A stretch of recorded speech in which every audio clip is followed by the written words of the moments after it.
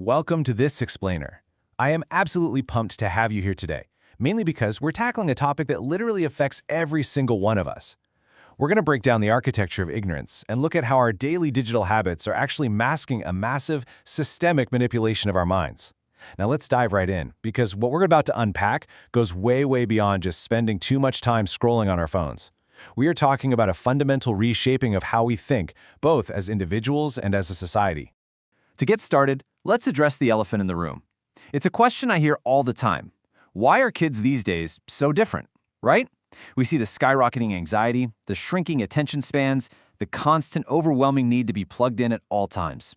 But before we rush to point fingers at the modern generation, or honestly, before we even judge our own screen time habits, we really have to take a hard look at the environment we're actually living in. Neurologist Dr. Resnick hits the nail on the head here. He points out, we didn't grow up with these constant dopamine loops, or phones as our 24/7 pacifier. And let's be totally real for a second. We've all caught ourselves reaching for our phone in an elevator, just to avoid like 5 seconds of awkward eye contact, right?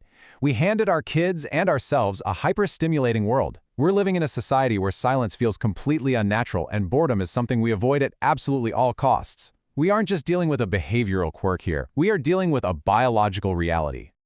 Part 1. The neuroscience of scrolling. Think about what is actually happening inside our heads. The cognitive overload of constant scrolling is profound. Keep in mind, our ancient brains were originally built for hunting, gathering, telling stories face-to-face, and solving immediate physical problems. They were absolutely not built for 10 straight hours of swiping. When we are constantly stimulated, we suppress what neurologists call the brain's default mode network. This is absolutely crucial because this is the area of the brain where deep reflection, our inner narrator, and our actual creative thoughts live. By constantly consuming, we're exhausting our prefrontal cortex and quite literally short-circuiting our ability to think deeply.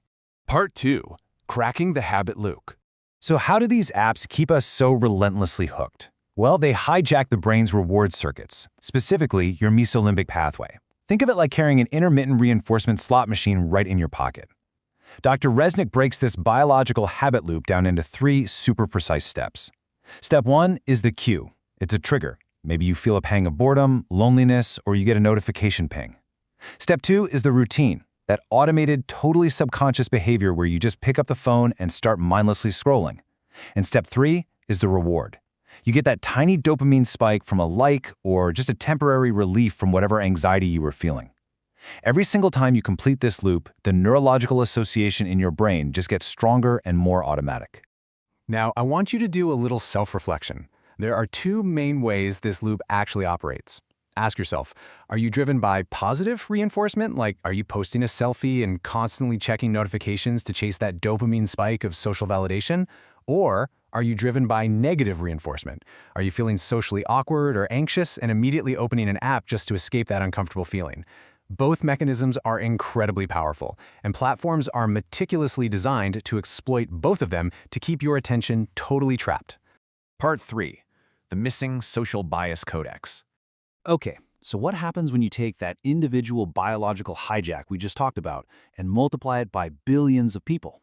We actually know quite a bit about individual biases. Thanks to frameworks like Buster Benson's Codex, the public is pretty aware of the 188 individual cognitive biases out there, things like confirmation bias.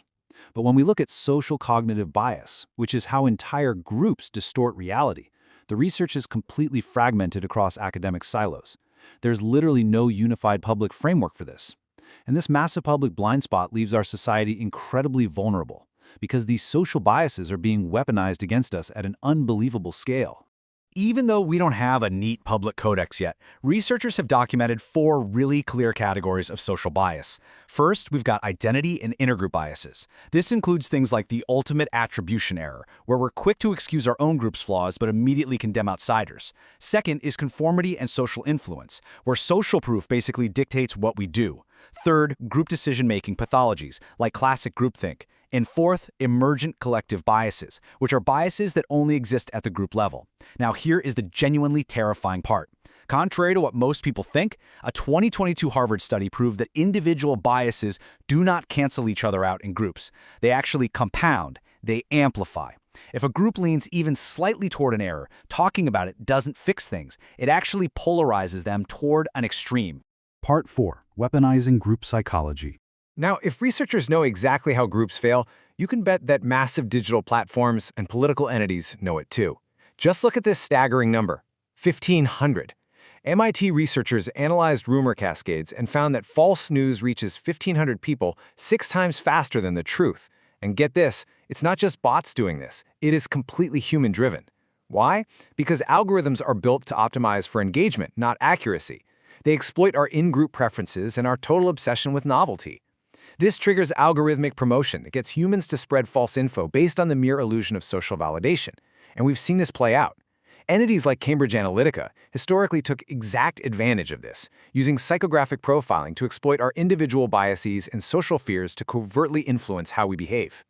And the platforms themselves use what researchers call dark patterns to keep us locked in. These are interface designs crafted specifically to seduce you into doing things you didn't intend to do, just by exploiting predictable psychological vulnerabilities. We're talking about time fog, which actively hides clocks, infinite scroll, which completely eliminates any natural stopping points, autoplay to just remove all friction, social investment, which exploits our sunk costs, and confirm shaming, which makes it psychologically uncomfortable for you to opt out of something. It is literally a system of seduction completely designed to bypass your rational decision-making. Part 5. The architecture of ignorance. So if this manipulation is everywhere, and the science is so crystal clear, why isn't there massive, unified research to stop it? Well, the answer really just comes down to a stark financial asymmetry. Follow the money. The federal government spends roughly $8 million a year on individual cognitive research programs. Meanwhile, the digital advertising machine generates over $152 billion annually. There is practically zero dedicated civilian federal funding for studying algorithmic amplification or platform-level manipulation. The tiny budget protecting our minds is just totally overwhelmed by the massive war chest built to exploit them. And on the rare occasion when independent researchers do manage to map out this corporate manipulation, the retaliation is severe. Take Timnit Gebru, the co-lead of Google's ethical AI team. She documented the real dangers and societal biases of large language models. The result? She was fired. Sophie Zhang, a data scientist at Facebook, uncovered rampant political manipulation happening in over 25 countries. She was fired. Joan Donovan at Harvard studied platform manipulation and disinformation. But after Meta's Chan Zuckerberg initiative pledged $500 million to the university, her project was ultimately shut down and she was forced out. This perfectly highlights the much broader, systemic issue we are facing. Platform restrictions have systematically eliminated independent oversight. Tech giants use their immense power, their funding of academic institutions, and their absolute control over platform data access to just silence their critics. If researchers don't perfectly align with their PR goals, their access is cut off. This fragmentation of research isn't some accident, it is highly strategic. It is quite literally an architecture of ignorance, intentionally designed to keep the public completely blind to how their collective intelligence is being manipulated. Which leaves us with a massive, incredibly provocative question to chew on.